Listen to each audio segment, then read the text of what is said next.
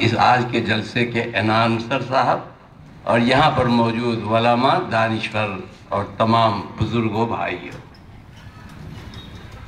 اس میں کوئی شک نہیں ہے کہ یہ سرزمین جس کو پورنیہ کہا جاتا ہے، اس سرزمین نے اپنے سینے میں صرف ادبی نہیں بلکہ ثقافتی، عسکری اور ادبی ایسی کاوشوں کو محفوظ رکھا ہے کہ جن میں سے اگر ہر ایک عنوان کو لیا جائے تو اس پر کئی لوگ پی ایچ ڈی کر سکتے ہیں۔ ایک دفینہ ہے، آپ چاہے شاعری کے نظام کو لے لیں، چاہے آپ فوجداروں کی تاریخ پڑھ لیں، چاہے اس سرزمین کے اندر آج سے 5000 سال پہلے جو پانڈو آئے اور جن کو اس سرزمین نے پناہ دیا اس کی تاریخ پڑھ لیں، ان تمام چیزوں کو پڑھنے کے بعد ایسا لگتا ہے کہ ہر کچھ کوئی ایسا شعبہ نہیں ہے زندگی کا کہ جن کی سرگرمیوں کا مرکز یہ زمین نہ رہی ہو۔ ظاہر ہے جب یہ سرگرمیاں یہاں رہی ہیں تو یہاں پر بہت سے گوہر آبدار بھی پیدا ہوئے، بہت سی شخصیات بھی ہوئی ہیں۔ اس سرزمین کو یہ شرف حاصل ہے کہ 18ویں صدی عیسوی کے دوسری دہائی کے اندر ادبی سرگرمیاں کا سلسلہ شروع ہوا اور ہمارے سامنے ودیادھر کی شکل میں پہلی کتاب اس علاقے میں آئی ہے۔ ایک بڑا سرمایہ ہے۔ اس علاقے کی بہت سی بستیاں ایسی ہیں جن کا ابھی ذکر کیا ہمارے پروفیسر دانش صاحب نے۔ بہت سی ایسی بستیاں ہیں، ہری پور ہو، چاہے نندنیا ہو، چاہے پلاسبنی ہو، چاہے گڑگاؤں ہو، یہ تمام ایسی بستیاں ہیں اور کئی بستیاں ہیں کہ تمام بستیوں کے اندر اس طرح کے لوگ آئے۔ یہاں کی شاعری میں فارسی بھی ہے اور اردو بھی ہے، اور فارسی شاعری میں جیسا ابھی آپ نے تذکرہ کیا دیوان لطیفی کا، یہی اس طرح کی تصنیفیں آئیں۔ سکندر نامہ کے بحر پر یہاں پر شاعری کی گئی ہے۔ شاعری ایک وجدانی چیز ہے، یہ شاعری کوئی بناوٹی اور تصنع کی چیز نہیں ہے، ایک وجدان ہے، اس سے وہ باتیں نکلتی ہیں۔ انسان کے اپنے جذبات کا وہ شاعری کے ذریعے سے ترجمہ کرتا ہے، علاقے کے روحانیت کا، علاقے کی اصل تہذیب کا، اس علاقے کے اصل ذہن کا، علاقے کے اصل صورتحال کا جو مظاہرہ ہوتا ہے۔ اس کے لیے کوئی بڑا سے بڑا عالم ہونا ہی ضروری نہیں ہے۔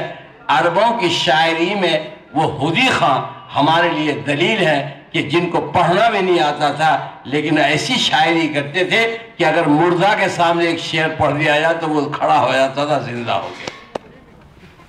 یہ ایک وجدانی چیز ہے اور یہ فی البدی ہوتا ہے، فی البدی ہوتا ہے۔ اس علاقے میں فی البدی شاعری ہوئی ہے۔ آئے جہاں سے لوٹ کر جائیں گے پھر وہیں، ہم ہیں گدا ہمارا یہاں پر بقا نہیں۔ یہ شعر اسی سرزمین کا ہے جو فی البدی تھا۔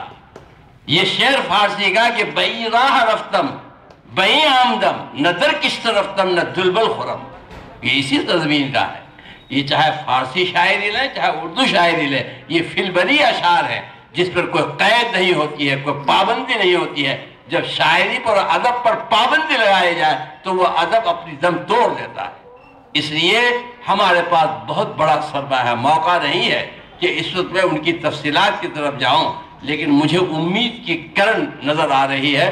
میں ابھی خاص طور پر جب میں نے اپنے محترم پروفیسر صاحب کی زبانی سنا کہ جو کچھ یہاں کا سرمایہ، ادبی سرمایہ ہے، انہوں نے اپنے پاس محفوظ رکھا ہے، میں سب اس پورے علاقے کے تمام لوگوں کی طرف سے پروفیسر صاحب آپ کا شکریہ ادا کرتا ہوں۔ ہم اپنے خزانے کو محفوظ نہیں رکھ سکے ہیں، ضائع ہو گیا ہے، اور جو کچھ بھی آپ نے رکھا ہے، ایک تو ہم دعا کرتے ہیں اقبال احزانی صاحب کے لیے کہ اللہ تعالیٰ ان کو بہت بڑا اجر دے کہ انہوں نے ایک راہ لیا تھا۔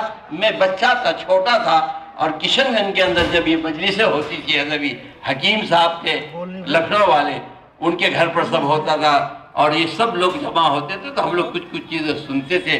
کیا ادبی محفلیں کشن گنج کی تھی، وہ سب چیزیں سونی ہو گئی۔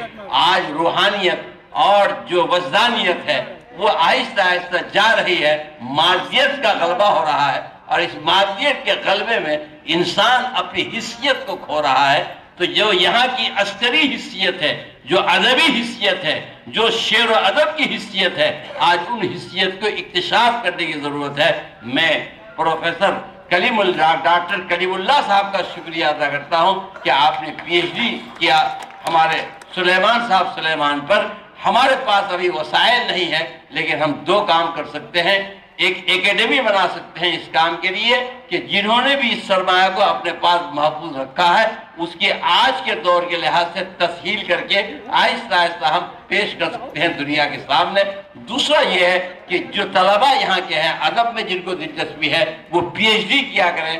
جیسے انہوں نے سلیمان صاحب پر پی ایچ ڈی کی ہے، ایسی اگر یہاں کے اہم شخصیتوں پر پی ایچ ڈی ہو جائے اور ایک مقالہ آ جائے تو پوری دنیا کو یہ سرمایہ ہم منتقل کر سکتے ہیں۔ یہ ہمارے لیے ایک آسان رہا ہے اور وہ کتاب ہماری چھپ بھی جائے گی، تو ہمیں ان ذرائع کو استعمال کرنا ہے۔ ہم کو مارکیٹنگ کرنا پڑے گا۔ آج اتنا بڑا سرمایہ ہمارے پاس اور دنیا کو کچھ نہیں معلوم کہ ہماری حیثیت کیا ہے۔ ہم کو وہی سمجھتے ہیں کہ ان کو کچھ نہیں آتا، جبکہ انہوں نے پوری دنیا کو دیا ہے۔ میں بھی کچھ اشعار کو پڑھتا ہوں، میں شاعر نہیں ہوں، لیکن بہرحال شعر سمجھنے کی صلاحیت تو ہے۔ شعر سمجھتا ہوں تو دیکھتا ہوں کہ کتنی صلاحیت تھی، اور ابھی جیسا دیوان لطیفے کا ذکر کیا گیا، اب آگے آپ پڑھیں گے تو جھوم جائیں گے آپ۔ اس لیے میں ان کا شکریہ ادا کرتا ہوں کہ اسلام پر انہوں نے ایک مجلس جمائی اس کتاب کے رسم اجرا کے موقع پر۔ اس معاملے میں سوچئے 5-10 آدمی جن کو ادبی ذوق ہے، وہ ایک ٹیم بنائیے۔ یوں ہی ہم جلسے کرتے رہیں، وہ بہت ضروری اچھا ہے، لیکن ایک ٹیم بنائیے اور یہ طے کیجئے کہ اس سرمایہ کو ہم حاصل کریں گے، اس کو نکالیں گے، اس میں میں جہاں کام آ سکتا ہوں آپ کے ساتھ حاضر ہوں۔ مجھے خوشی ہوگی کہ اس سرزمین کا سرمایہ پورے ہندوستان میں اور پوری دنیا میں پہنچے۔ آج ہمارے پاس میڈیا ہے، ہم ان تمام چیزوں کو اگر چاہیں گے تو سوشل میڈیا کا استعمال کر کے ہم 2 مہینے 4 مہینے میں پوری دنیا میں ہم پہنچا سکتے ہیں۔ اللہ تعالیٰ اس جلسے کو بھی کامیاب کرے، اور ہم دعا کرتے ہیں اپنے حازم حسان صاحب کے لیے جو انہوں نے کاوش کی۔ میں تھوڑا سا دیکھا، نبی کریم صلی اللہ علیہ وسلم کی شان میں جو نعتیں انہوں نے لکھی ہیں، میں اللہ سے دعا کرتا ہوں کہ انشاءاللہ یہی آخرت میں ان کے لیے نجات کا ذریعہ بن جائے۔ جس محبت کے ساتھ انہوں نے کیا ہے، اللہ تعالیٰ ان دونوں کتابوں کو بھی قبول فرمائے اور اس کی قبولیت عام ہو۔ اللہ تعالیٰ اس مجلس کو بھی قبول فرمائے۔ اخیر میں پھر آپ تمام حضرات کا شکریہ ادا کرتا ہوں کہ آپ نے حاضری کا موقع دیا۔ ہم سے ملاقات ہوگی 1-2 گھنٹے کے بعد حضرت سے مل کر کے۔ اب میں صدر مجلس یہ دل میں بات تھی اس میں نہایت ادب کے ساتھ کہ ابھی علی گڑھ تحریک کی بات چل رہی تھی، اب تک علی گڑھ برانچ کا کیا حال ہے ذرا ہم لوگوں کو بھی جانکاری دیں، ہم لوگ مل نہیں پاتے ہیں۔ علی گڑھ کے سلسلے میں 137 کروڑ روپیہ جو منظور ہوا تھا، وہ پیسہ انسٹی میں پہنچ گیا۔ واپس جانا سے چلا گیا۔ انسٹی نے اس زمین پر مکان کی تعمیر کے لیے اٹسیل کمپنی